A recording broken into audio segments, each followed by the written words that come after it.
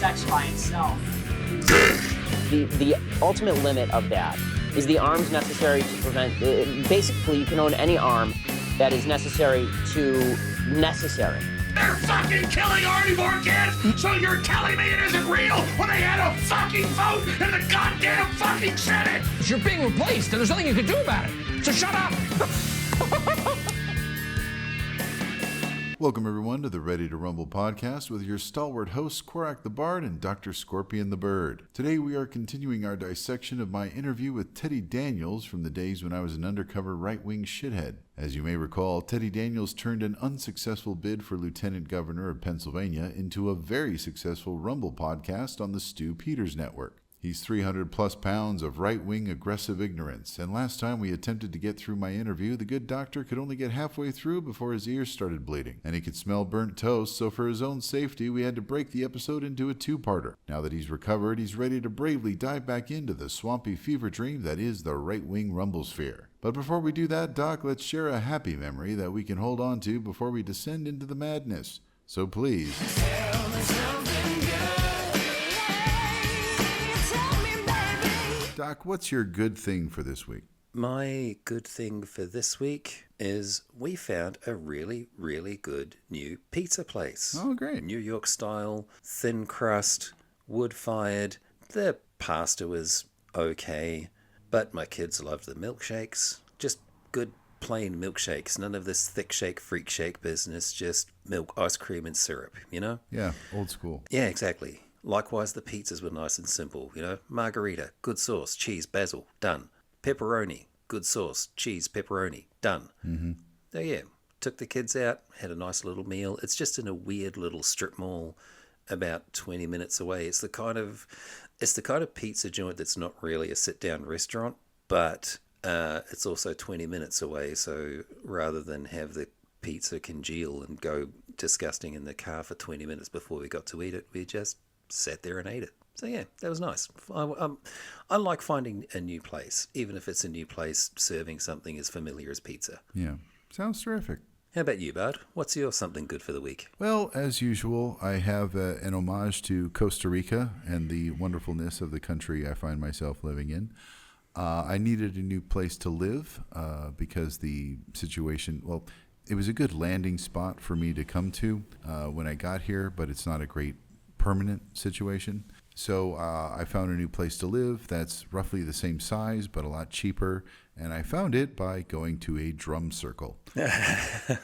So I hung out with some hippies for the day and started asking around about living arrangements and found a lovely woman who had an entire house to rent, and now that's where I'm living with a very similar view and closeness to the jungle and ease of transportation to the city.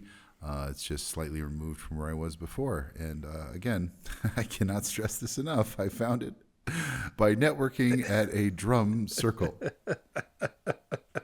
Look, man, I can come at the drum circle. That's okay. But if you turn up with white boy dreads, we are done. You hear me? Done. Oh, no. I'm never going that direction. I like my hairstyle the way it is. I'm not going to try to be the white boy with dreadlocks. That's not the aim. Excellent. So before we get on with part 2 of our interview with Teddy Daniels, I do want to make a couple of corrections from last week. Mm-hmm. So the first one is that I mentioned the Casey decision as being the decision that overturned Roe v. Wade. Astute listeners will already know that that was incorrect. It was in fact Dobbs that overturned Roe v. Wade, not Casey. Casey was a post-Roe decision that again sort of weakened the constitutional protections afforded by Roe, but it was Dobbs was the decision that actually overturned it. The second correction that I'd mention is that we're having our wager about how much of the interview had managed to get done. I blame myself for being completely all over the shop with that and forgetting who had the over, who had the under. I just want to apologise for our listeners for being so chaotic about it, but it still doesn't change the fact that you agreed that you would be buying me drinks the next time I land in Costa Rica. Well, I don't know about agreed. It was stated by you. And yes, if you do find yourself in Costa Rica, the first round's on me at least. Look, if I make a statement and you don't automatically oppose it, that is tacit agreement. Don't blame me. That's just how the law works. Wow, I didn't know you were a Republican deep down. Oh, that is harsh. Was that? I thought we were friends here. Huh. Dick move, man. Dick move. So when we last left off, we had just heard Teddy Daniels' opinions on gay marriage, namely that it shouldn't be called marriage. Right. Which was very 2016 of him. Are you ready to continue? All right, we're in for the long haul, and I guess there's no wager this time because we've got about 10 minutes left, and we are, come hell or high water, getting through this rest of the interview. We are riding this pony all the way to the end. Let's go. Now, if gay people want to get married, I don't believe it should be called a marriage. I believe it should be like any other type of business arrangement when two people go in and form a company together. And if one partner should split from that company, it should already be predetermined.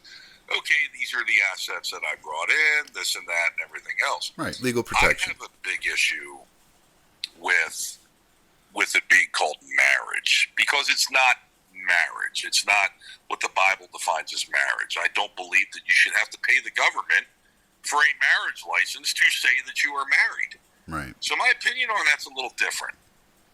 Oh, that makes sense. You bring up a good point because what is marriage legally? It's a legal protection for two people. So, yeah, if you want to do that as a corporate entity, it's not the same institution that was, originally prescribed. Exactly. And we're losing our founding moralities in this country to where marriage has always been between a man and a woman. Yeah. I don't recognize, when I see two guys that are married that say they're married, I don't recognize that as a marriage. Because in the eyes of God, it's not. So I don't want to be doing too much ass kissing of you, but that was very nice feeding back to him his talking points to keep him going. Yeah, it's not hard to do, but yeah, just the little bit of effort that requires will. Dude, I could have had him talking for the next 12 hours. Yeah. Nice little libertarian aspect to the I don't think you should. Oh, sorry, I'll give Teddy his words. I don't believe you should pay the government for a wedding license, pay the government to get married. Right. Very libertarian of him. So, I mean, to be as complimentary to our subject as possible, he is consistent. In this case, yes. Okay. Yeah, I know what you mean. Yeah. But I mean, it's like I said last time, it's that same 2016 thinking. It's the can we fob the gays off with this kind of second class quote marriage unquote. And I'm still sort of amazed that anybody thought that was a good idea. Like I'm still kind of amazed. I just want to, like, now that gay marriage has been legal for a while and the sun is still rising in the east and setting in the west, I just want to sit down with somebody who was so fervent about opposing it and saying, what do you feel now? Right. Like, what were you thinking then and what do you feel now? Because it's just such a weird hill to die on. Right. Has your roof caved in? Did somebody steal your car as a result of this? Like, what is the negative fallout compared to what you said it was going to be? Like, the sky was fucking falling when this happened, and now I'm just curious. Yeah, what's the aftermath look like? I mean, and I guess it's the nature of moral panics as well, that they never really end; they just shift focus. Very true. You know, we're living through. Yeah, we're living through a moral panic about trans people. Right. We're both old enough to have remembered the moral panics around Satanism from the 80s.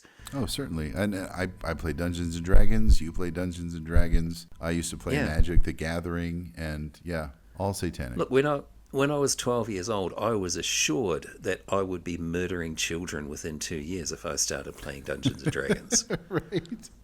Yeah. Between that and my love for marijuana, I should totally be like a serial killer by now. Oh, yeah. All those, yeah. I mean, it wasn't quite reefer madness back in those days, but it was very much a, this is Brian and he had one marijuana Yeah. type scaremongering. And now he's a rapist. Yeah, let's hear a little bit more from Teddy. How can the right best rise to meet this moment in history? Ooh, that's a good question. I think we need to stop trying so hard to not upset the left. Sorry, I do have to interrupt Teddy again very briefly because he's right. That was such a bullshit, meaningless question that used the right words perfectly for the right mind. Yeah.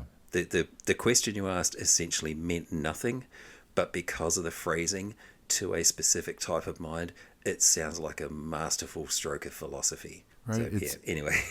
It's not hard to be deep when you're playing in the kiddie pool. Well, let's hear Teddy's response. I have said for years the Republican Party has been the party of appeasement. They will only go as far as not to really offend the left. Sorry, I knew you would pause it there. I fucking knew it. I just have to pause for a brief what the fuck break. I don't have anything to add, just a brief what the fuck break. Yeah, well, you know how reticent that the right is to try to, rock the boat. They're the party of peace, man. Peace and appeasement. Oh, Jesus, how was there not just a gigantic bolt of irony striking both you and Teddy during this interview? That's why I made the GIF that I use on Twitter now. Irony is dead, and I'm repeatedly smashing my head against an iron. That is the state of the world as far as I see it. How did a chasm not just open up underneath Teddy Daniels from the weight of linguistic twisting that he's doing when he's talking about the Republicans being the party of appeasement? He's old, man. He's old enough to remember like the Tea Party. Sure. In fact, I would be 0% surprised if he was part of the Tea Party. Guaranteed. And anyone who lived through that cannot, seriously, with a straight face, you cannot look at the Tea Party and what the Tea Party didn't go away. It's just morphed into the Trumpism that we know and hate today. How can you honestly look at that with a straight face and say, yep, that's appeasement? It's actually quite simple if you start with the basic idea that when Republicans speak, they don't expect their words to actually mean what they say. Yeah, right, yeah. Anyway, that was your brief what the fuck break. Let's continue. I think the Republican Party as well, all of their policies, all of their stances, all of their statements, they're all dictated by the Democrat Party. Right. Because they don't want to be called names, because they don't want people to write bad things in the paper about them. How is his brain not tearing itself in half? We may need to take an over-under on this. Are we going to get through the whole 10 minutes? Good fucking God. Is this going to be a 3-parter with the number of times I have to stop for what the fuck breaks? It could, because look, this was at least 2 years ago I talked to him, so I don't remember much of this interview because I just recorded it and kind of cataloged it and then never like dusted it off. So I have no idea where this is going, and I'm thinking, yeah, maybe every 10 seconds you're going to need to fucking shit yourself over something he says. I mean, come on. I'm at a loss. I'm genuinely at a loss to explain or to understand how a 2023, 2022 brain could genuinely believe those words. Just to put a fine point on this is from the guy who in his intro video to his podcast has him featured picking fights with BLM protesters and physically assaulting them, because that's the alpha male Giga Chad thing to do. But remember, the Republicans are reticent to start any kind of trouble. Yeah, peaceful appeasers whose talking points are dictated by the Democrats. Though that was the words I didn't just stroke out. I didn't just hallucinate. Are you seeing Did I? jazz right now? Are you tasting colors? Someone's sharpening pencils, and I'm sure there's toast in the air, but Would you smell burnt toast? Sorry, listeners, I'm just going to be sitting here going, all right, let's see if we can make it more than 10 seconds without needing to pause to massage my frontal lobe. Good luck. We're in a cold civil war because if you upset the apple cart, you are now exiled. Exactly. Well, and again, you know, what is the definition of exiled? Well, You know, Colonel Beckwith, he was the founder of Delta Force. Mm-hmm. And one of his famous statements was, I'd rather go down the river with 7 studs over 100 shitheads. Okay? I'm reminded of that scene in the 300 where he meets the Arcadians, and they're like, yeah, we've got Yes. more soldiers. He's like, no, I brought more soldiers than you did. Exactly. So, Teddy's fantasy of going down the river with 7 studs notwithstanding. And I'm an open-minded dude, you know. Teddy can have his joy anywhere he seeks it, consenting adults, etc. Yeah. I mean, just think of the bonfire. Yeah, but to be honest, I don't actually know what to make of that sequence because it's basically meaningless word salad. I just wanted to pause the recording before the chance to talk about Teddy's fantasy of heading down river with 7 studs got away from me. Well, Jesus had 12 guys, so if he can only handle 7, that's up to him. Yeah, that is true. Anyway, All right, moving on. We need a core nucleus of people who truly love this country. We truly love what this nation was founded on. And brother, I'm not in this fight for me. I'm 47 years old. I ain't got a lot of time left. Right. My days in the sun are over. Yeah, it's the next generation. We need to leave a better planet My for. youngest son is 5. Hmm. And the last thing I want is in 15, 20, 25 years from now, if I'm still around that long, is for him to come to me and say, Dad, how come nobody stood up? Right. How come nobody did anything? I see the direction that it's going, and it's going downhill so fast. Right. What So- kind of future are our kids and grandkids going to have? I find it weird, and I've always found it weird how right-wingers describe the decline. They always say things like going downhill, as Teddy just did, without actually describing what going downhill means. Right. I mean, you know, I from my wokerati viewpoint, can describe the decline quite easily. We can talk about environmental degradation. We can talk about a climate crisis. Sure. We can talk about wealth disparity and the cost of living, and the fact that in America right now, an annual salary of $80,000 is insufficient to support a comfortable living anywhere. There are 0 states in which you can comfortably support yourself on $80,000 a year. And that's bad. That represents a society in decline.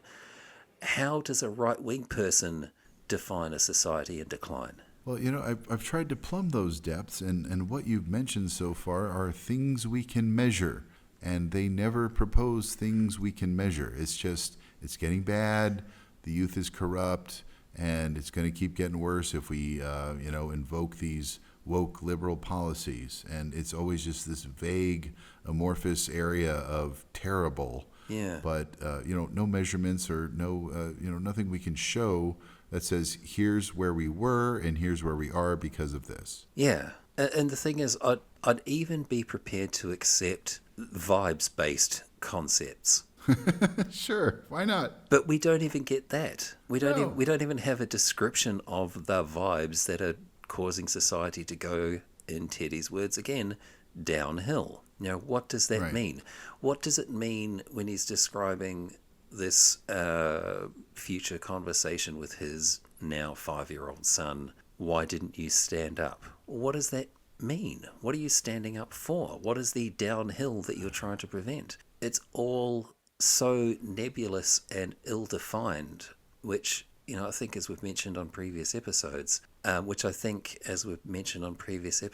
is very much a feature, not a bug. Because if you don't define your concepts, you can twist them and morph them to match exactly whatever shape you need them to. Oh, sure. You generate a field with floating goalposts, so you don't even need to move them.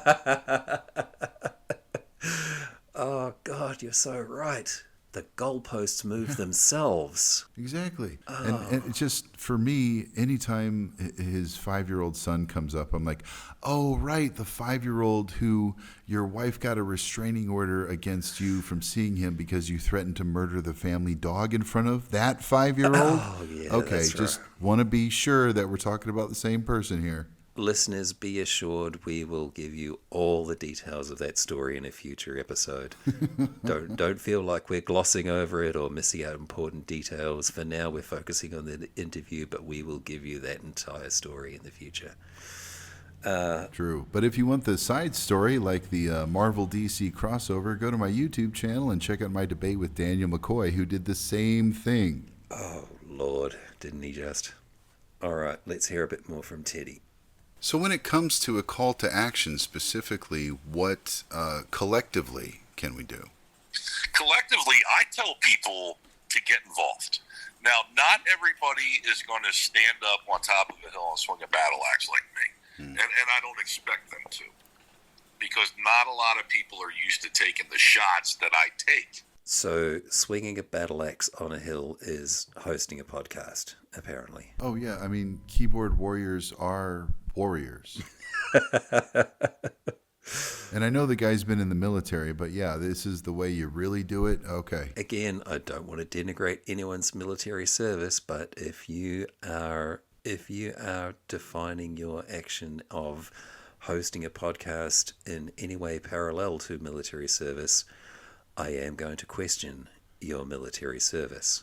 Right? Like, if I didn't know he had served, I'd be like, okay, so you're picturing yourself as an actual combatant? Like, how does the metaphor work here? Yeah, and that's the thing. We know he served. We know he took flak. Yeah. We know he got injured. And this kind of standing on a hill swinging a battle axe imagery that he's using here, that is what I would expect from someone who has never been outside of their parents' basement. Right, and it gets back to last episode, he actually got into the details, or the supposed details of his firefight, and all we got was he talked to God, he stood up in a hail of bullets, and he made it. That also sounds like, a person who cosplays as military, what their, fantasy of battle looks like. Right. So right. why is this guy who's actually seen combat telling us these things that sound like, something from a middle schooler's fantasy? Yeah, 100%. If everybody goes out there and they fight their one individual battle, no matter how small or minute they might think it is. So, we're just coming out of COVID with these mask mandates and the business shutdowns, and Right. and then the parents found out what the kids were learning in school with the remote learning. I think if one person goes into a store, if there was the mask mandate, and they said, you know what, I'm not doing it, that will inspire others to not do it as well. Right. Okay? There were businesses that stayed open during the mandatory shutdowns. They inspired other businesses to stay open during the shutdowns. Yeah, it's a ripple effect. I was about to say that even his call to action of get involved was a bit nebulous and meaningless. And then he clarified that get involved means don't wear masks during a pandemic. Right. Look, I'm disappointed in myself, to be honest, that I should have seen that coming and didn't. Because of course he's going to oppose the wearing of masks. Oh, yeah, it's about freedom. Of course he's going to be, of course he's going to put his freedoms and liberties over the health of immunocompromised and at-risk people. Right. Why would I expect anything different? Yeah, Republicans are happy to kill for their country. You know, he went overseas to murder some folks with a big old gun, but asking for somebody's just basic decency to make sure that they don't harm somebody unintentionally, that's just a bridge too far. Yeah. I don't actually have anything else to say on that, so I think we're just going to start it up again. Fine with me. So one little fight, one little battle will inspire other people to do the same. So with the schools and the indoctrination that's going on in our country through the left, who has completely infiltrated the education system.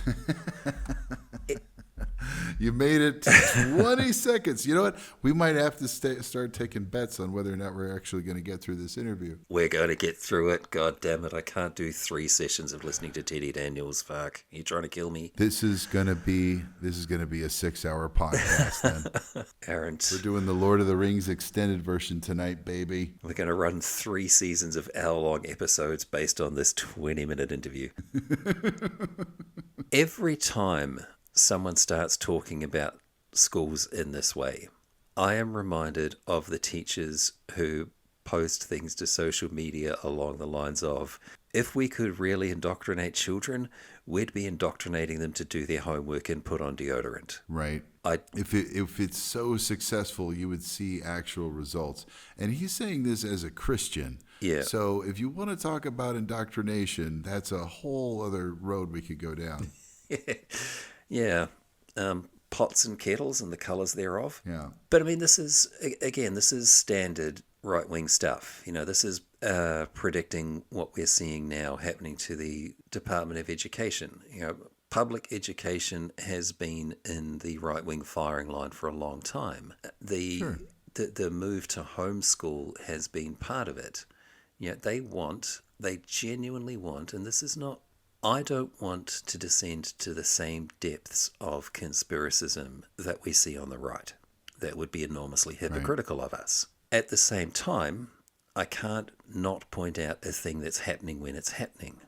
And the Republicans have been trying to dismantle public education for a very long time. And the people who decry indoctrination are the same people who vote to put the 10 Commandments in classrooms. Yes. So their words don't mean anything. No, and maybe that's my problem, just in general, that I expect when people say stuff that those words that they say carry attached meaning. Is it a me problem? Am I the one who's wrong? No, it's a sense problem, because unless you get with the program that words don't mean what I need them to, except in the moment that I say them, unless you're operating off of that program, you're going to go pull your hair out with insanity trying to figure out what the fuck are you talking about?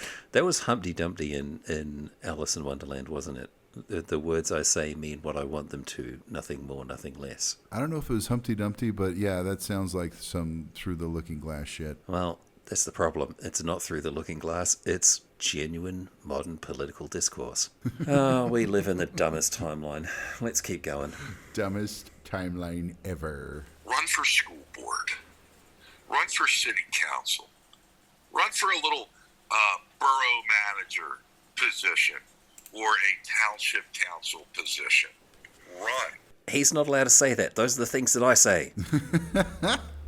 You made it 10 seconds this time. Start getting involved at a lot of these lower government positions to where then you can influence change, which then may change the next level up. Sure. I think that's what we need to do, but it's one small battle at a time. And there's a phrase out there that I say, there's only one way to eat an elephant. One bite at a one time. bite at a time. That's absolutely right. Bonding over some folk wisdom there. Your buddies, best friends. The problem with hearing Teddy Daniels saying that is that the Republicans have already been playing that game for decades. Oh, you think? Source. Source would be the structure of every single state government in the US, with the exception of California, New York, and maybe 2 or 3 others. Oh, so the woke liberal states. Okay, got it, Tommy. But look, I need to be fair to our subject, and I have to hand it to him when he says something that is completely correct. And he is completely correct. The way that American society over-democratizes everything means that any motivated person with a political agenda and one free night per fortnight can influence, to a surprising degree, policies around, particularly around education, around libraries and so on. But again, the hypocrisy here is that Republicans have been doing this, and doing it very successfully for a long, long time. Unless you're in their camp, in which case it's all the left. These are machinations by the left. They're forcing us into this position. You know, look what you made me do. I have to hurt you now. But I wonder too if part of it is, now that they've got these positions, of influence, they're not right-wing enough. Oh, yeah. I wonder if what he's referring to is phase 2, where you replace right-wingers in these positions with extreme right-wingers in those positions. Because again, we've mentioned it before, the issue with the American political landscape is that you have a right-wing party and you have an extremely right-wing party. Right. Anyway, let's continue. What do you do with this gridlock, and at what point does it come to blows? Well, let's put it this way. I am not one that is an advocate for any type of violent civil war. Right. I'm not for it. Of course not. And I think anybody who has seen combat, anybody who has been shot at, anybody who has ever had to shoot at or take the life of another human being, you don't want that. Right. But I think if the left keeps pushing and pushing and pushing. I don't mean to interrupt Teddy mid-sentence like this, but the number of ex-military who enter into the police would suggest that he's talking a load of shit. Yeah. Sorry, that's just a straight downer. Nothing funny to say about that. And I call bullshit. Yeah, there's no punchline there. Just that's fucking bullshit. Just, yeah, look at, gestures vaguely to all the things. Let's continue. We're already seeing blood in our streets with Antifa and BLM. Yeah. Oh, God. They will have awakened a giant. Giant, Yeah.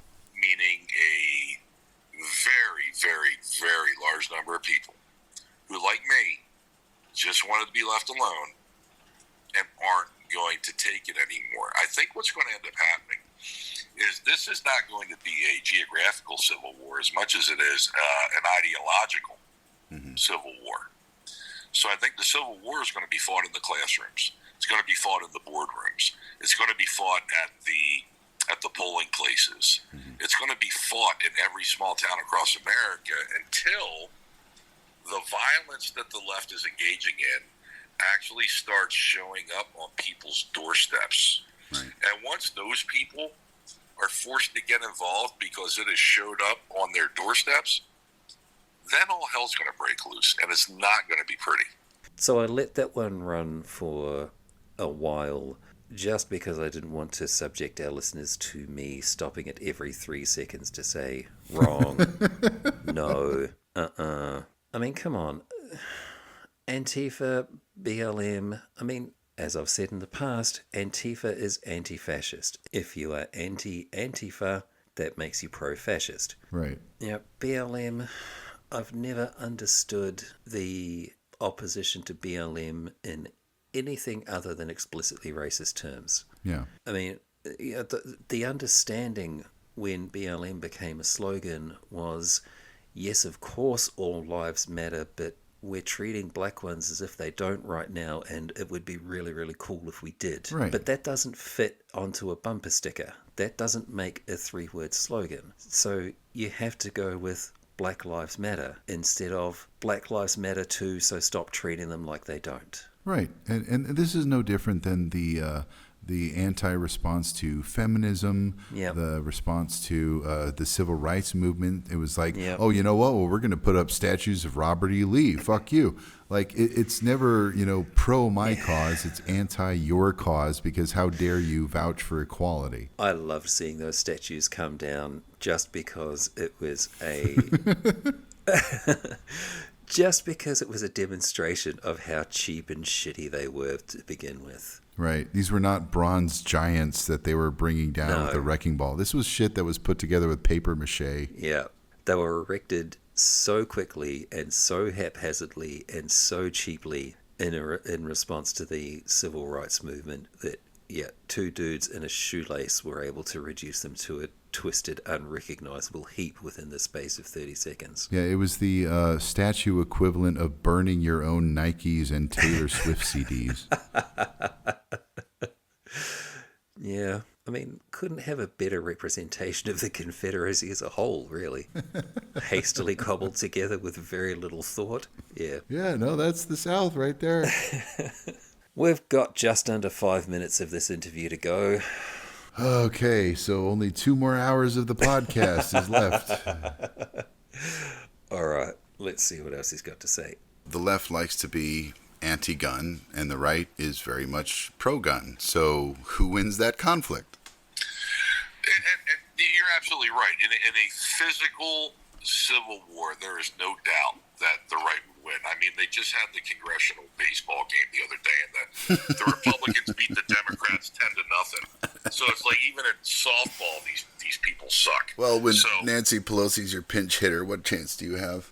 I know it's ridiculous. Well, so Teddy thinks a civil war is genuinely coming.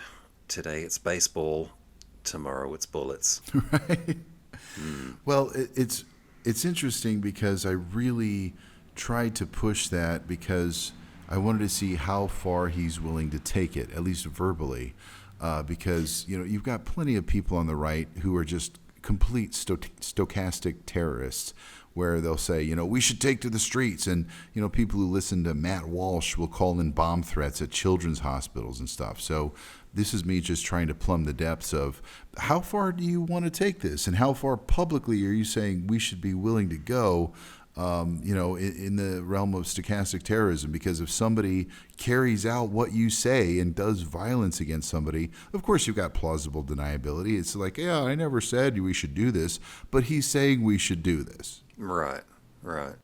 And again, it's part of what we're doing here is we're trying to show the people how they talk to each other when they think there's no one listening. Right. Yeah, they ditched the dog whistle for a fucking bullhorn. Yeah, exactly.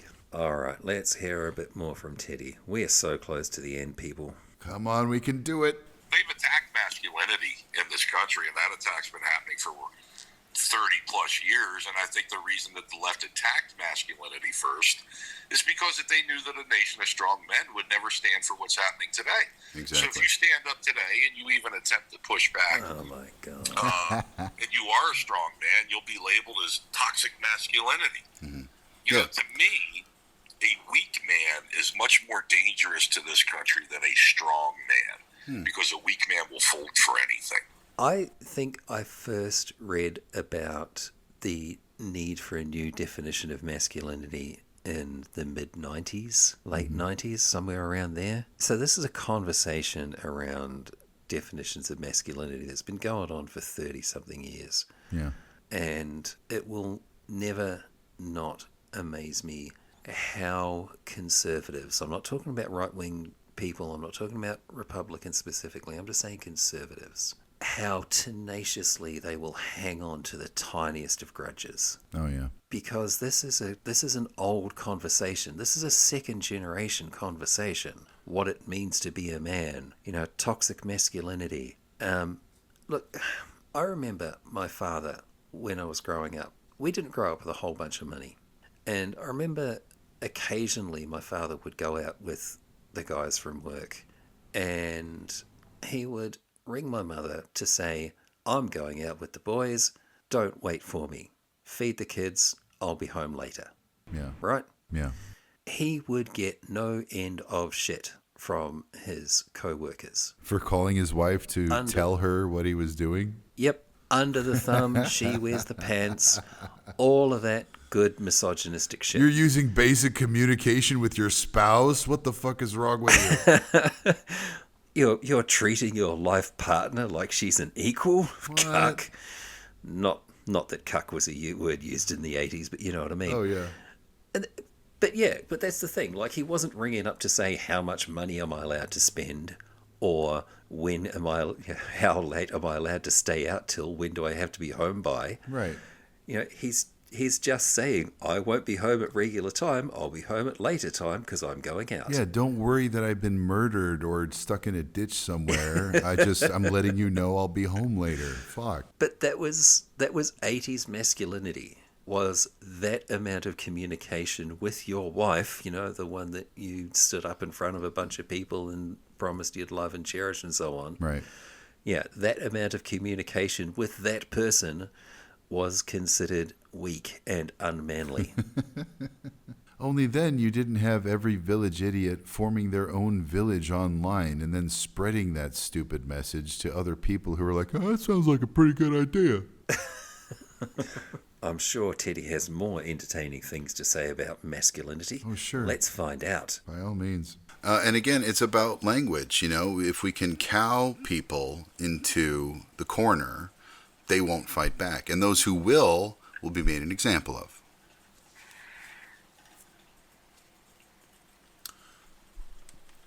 All right. So any final thoughts before we wrap this up? That was quite... I think you might have confused Teddy there. That was quite a long pause between your comment and then you saying, all right. 7 full seconds of silence before you can't take any more and you have to fill it.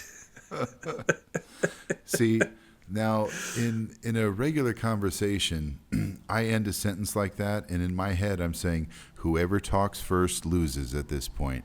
But this is radio, so we can't have that much dead air. No. And I don't think Teddy's mind is sophisticated enough for that type of game. I think you simply confused him. I think this is where your bardishness overstepped the line. I think this is one where you needed to calibrate back down to Teddy's level and forgot. You know, that's fair, because what I was saying was what he once done to the opposite side. If you stand up, you will be made an example of. But I was trying to play the martyr victim card because that's how they see themselves. They're the ones being pushed into a corner. Yeah. But this is my point, though. You did it in such a way that was just a little too sophisticated for Teddy, and you left him at a loss and unable to fill in or unable to carry on. The mask slipped off for a moment. Yeah, he couldn't figure out a way to yes and that last statement of yours. Pity. All right, so how does Korak recover after that uncomfortable silence? Let's find out. Oh, brother. Well, I just want to elaborate on what you said and get into the wordplay that the left uses too. Sure. Planned Parenthood is for anything but being Planned Parenthood. Right. Okay? Black Lives Matters does not truly care about black lives. If they cared about black lives, they would be in Chicago every weekend trying to stop the black-on-black gun violence. Listeners, I'm going to say this once and once only. Nobody uses the phrase black on black who is not a flaming fucking racist. Yeah, he goes into detail about that in post-interview. He was bragging about how he's got all these clips of showing black on black violence. And I'm like, well, that's great. Yeah, you're demonstrating just how terrible the black people are to one another. Oh, by the way, here's a riot video from, Oakland when their sports team won, and there's only white people turning over cars, lighting fires, etc. So, if you got to talk about black on black violence, you got to talk about white on white violence. I mean, that shit is out of control. Yeah, and there are so many examples of this sort of thing. It's no different to the people who bring up male victims of sexual assault anytime you mention the absolutely horrific rates at which women are sexually assaulted. Right. And it's the same as, not all men. Yep. Let's have the last of Teddy's, quote, thoughts, unquote. At long last. Out in front of the Planned Parenthood clinics trying to stop the genocide of black babies. Oh, Jesus Christ. Folks don't know the Planned Parenthood was founded by Margaret Sanger, who believed in eugenics, Right. who wanted to wipe out the black race. And So yeah. when you say, I don't agree with Black Lives Matter, oh, you're a racist. Right. Or if you say, all lives matter, you're a racist. It's like, no, I just believe that you are a Marxist organization. And they've openly come out and said that. I really had intended to let Teddy give us all of his final thoughts and comment on them as a whole. But when you're bringing up the Margaret Sanger was a eugenicist who wanted to eradicate the black race talking point, man, do we have to address that one again? Right. Well, this is the trap of final thoughts. It's like, oh, I can gish gallop about every fucking thing at this point. Oh, my head hurts. But no, we're going to do this. We're going to hear the last of this. I apologize to our listeners that we're going to subject you to a large dose of concentrated Teddy, but this is the way. We've made it this far, friends. We can power on through to the end. Let's do it together. Take my hand. You got it. Let's go. We're at the finish line. Our nipples are bleeding, but this marathon is almost over. So it's the wordplay that they put on everything to make it sound the complete opposite of what it is. Right, and it kind of gets back to your alphabet soup community example. That's already inclusive. We are already giving you the entire alphabet. How is that wrong? Exactly.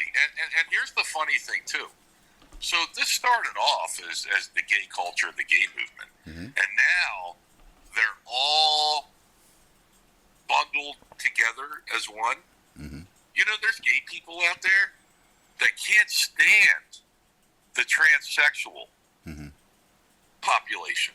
Right. Even within the community, there's so many rifts and divisions. I mean, for every letter, you have infighting. Exactly. So it's like all these movements get hijacked. Right. And I'll say this too, the America First movement got hijacked. It got hijacked by establishment, Republican or GOP hacks who aren't truly America First. They hijack the movement, they use the slogan to go out there, and they do whatever the establishment and the donors tell them to do. Absolutely. And that happens on both sides. You see the old guard corporate Democrats doing the same thing. Exactly. They want to go along to get along because their pockets are being lined with lobbyists and CPAC, PAC money and the like. So why would they want to rock the boat? Exactly. And that's what's happening. Until the politicians grow a set of balls in this country, nothing's going to change. But what we can do as people is hold these politicians accountable. We need to push back on them. We need to show up at events. We need to ask them the hard questions, Right. and hold them accountable for what they're doing. That's great. I got to say, that's a lot of great advice. Very well said points. I'm going to go ahead and wrap this up with the outro here. Ladies and gentlemen, we've been talking with Teddy Daniels, a true American patriot, an American First candidate, and one of the troopers on the ground in our fight against the culture war. That was a long one, friends. That final clip went for a while, but we got there. We got to the end. Okay, so before you jump in, do you see just how easy it is to blend in with the other side? Oh, I I thought I had an understanding of how easy it was. I realized now that as with so many other aspects of my life, I was overthinking way too much. I mentioned before about calibrating down to Teddy's brain. Right. And honestly, yeah, calibrating down is how you fit in on that side. I mean, I heard a previous episode of his where he talks about the alphabet soup community. I'm like, oh, that's the level that we're talking at. Okay, so yeah, they own the whole fucking alphabet. Like, that gets you in the door. Just as an aside, yeah, that was one of the last things you mentioned was the alphabet soup community and the infighting and rifts therein. Yeah, and that's exactly right. It's overthinking is how you expose yourself as someone who doesn't belong in this community. This is the mirror episode of Star Trek. Just act like a raving fucking lunatic and don't ever veer from that course. Otherwise, they'll think you're an undercover smarty pants. Yeah. Look, honestly, that was a lot of Teddy Daniels to the point that I really can't process a final thought to put a bow on that.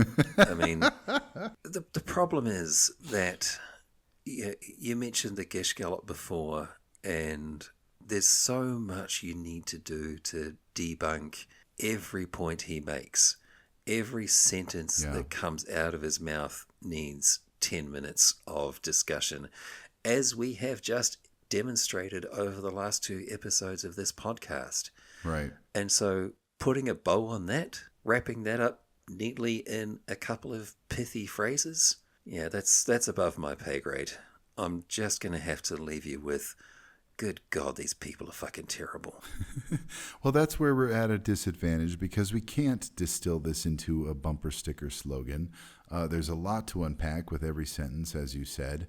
And that's part of the trap for liberals, because the second you start going, well, actually, it's like, oh, fucking nerd. And meanwhile, there's 5,000 other things that they've gotten out of the gate that, they don't have to be accountable for. Look, I guess I'll leave it with this. We had racism. We had misogyny. We had homophobia. None of them were hidden. None of them were disguised. And there was absolutely zero shame in openly being racist, misogynistic, and homophobic when Teddy thought the conversation was between 2 kindred souls on the right wing. Right. And once again, that is the core of our project, is to show our listeners exactly how explicit and how shamelessly bigoted they are with each other when they think that no one other than kindred spirits are listening. Right. So, mission accomplished? Yes. We did it? My George Bush aircraft carrier banner has a big question mark at the end. I was just thinking about that. Like, it's all in the inflection there. Just, we did it. Congratulations. Look, and I know this is not a current affairs podcast, but I would be remiss if I didn't add to that the in a turn of everything old is new again. We're going for Gulf War 3.0. Oh, yeah. Meet the new boss, same as the old boss. I mean, I hope all of you Trump as the anti-war president voters are happy. I hope you're proud of yourselves. Well, if the queers can't compete in men's sports anymore, it was fucking worth it. Oh, Lord. Are we done? Outro? Yeah, I think it's about that time. And not a moment too soon, because I'm starting to feel like Billy Butcher from The Boys when his brain started leaking out of his ears after taking the superhero steroid known as Compound V. Well, friends, if you made it this far without having a brain aneurysm, congratulations, you've earned yourself a stiff drink. Enjoy it in good health. As always, a big shout out to the real heroes of the show, our subscribers, and especially our lovely, sexy patrons. If you enjoy our show and wish to support it, you too can be a lovely, sexy patron and get early and exclusive access to The Bird and the Bard, as well as your own custom-made theme song over at patreon.com/KorakTheBard. Until next time, I'm your favorite bard, Korak the Bard. And I'm Dr. Scorpion the Bird. Take care of yourselves and each other. The preceding podcast was a production of Bird and Bard Productions, copyright 2025, all rights reserved. All music recorded by Bird and Bard and used with permission.